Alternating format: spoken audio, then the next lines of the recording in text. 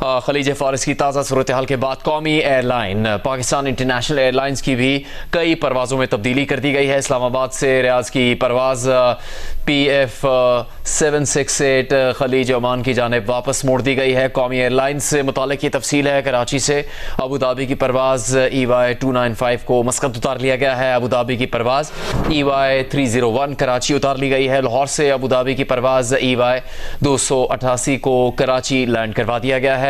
लाहौर से मस्कत की परवाज़ PF 732 कराची मुंतकिल की गई है। कराची से मदीना की परवाज़ PK 743 को वापस कराची मोड़ दिया गया है। इस्लामाबाद से रियाज की परवाज़ PA 274 को वापस मोड़ लिया गया है। इस्लामाबाद से दमाम की परवाज़ में भी तब्दीली की गई है। बात करेंगे जियो न्यूज़ के नुमाइंदे अफजल नदीम डोगर से। अफजल नदीम डोगर, क्या इकदाम किए जा रहे हैं कौमी एयरलाइन की तरफ से?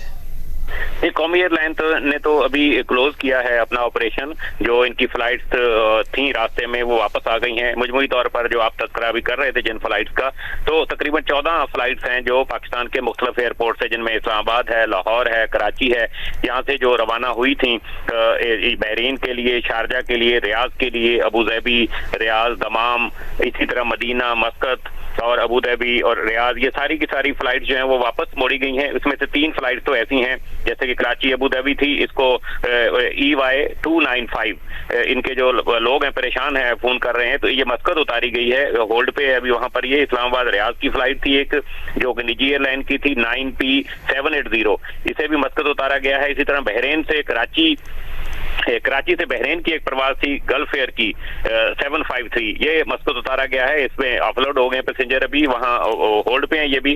तो मजमूई तौर पर 14 फ्लाइट्स तो ये हैं जो वापस आई हैं। तकरीबन इतनी ही फ्लाइट्स वो थी जो अभी कुछ देर में इस वक्त पे इस दौरानिये में 1-1.5 घंटे में लाहौर, इस्लामाबाद, कराची और दीगर एयरपोर्ट से इन स्टेशन के लिए रवाना होनी थी, वो भी होल्ड पे हो गई हैं।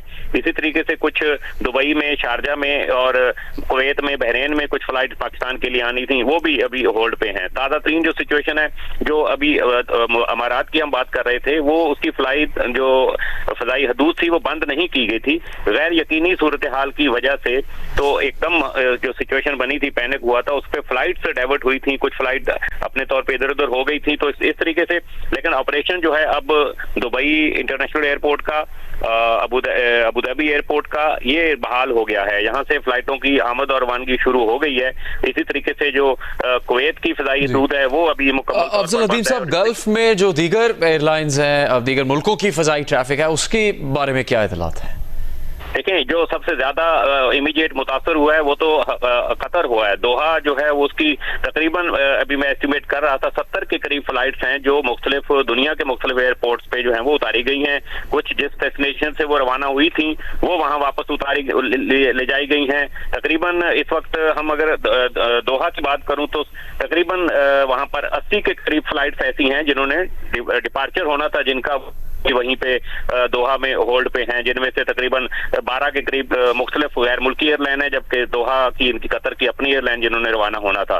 तो कतर अभी मुकम्मल बंद है, बहरीन मुकम्मल बंद है, कुवैत मुकम्मल बंद है, अमारात का जो खुल गया है तकरीबन, और इसी तरीके से सऊदी अरब का फ्लाइट ऑपरेशन बंद नहीं हुआ था, एयर स्पेस बंद नहीं हुई थी, वो भी जो है वो उनकी फ्लाइटें अभी कुछ देर में, मैं समझता हूँ जो अभी सिचुएशन चल रही है ओवरऑल, उसमें ये हो रहा है कि आइंदा जो 1 से 1.5 घंटा है, इसमें काफी वाज़ेह तौर पर सूरत हाल जो है वो वाज़ेह हो जाएगी। बहुत शुक्रिया अफजल नदीम डोगर, तफसील बता रहे थे फजाई ट्रैफिक के हवाले।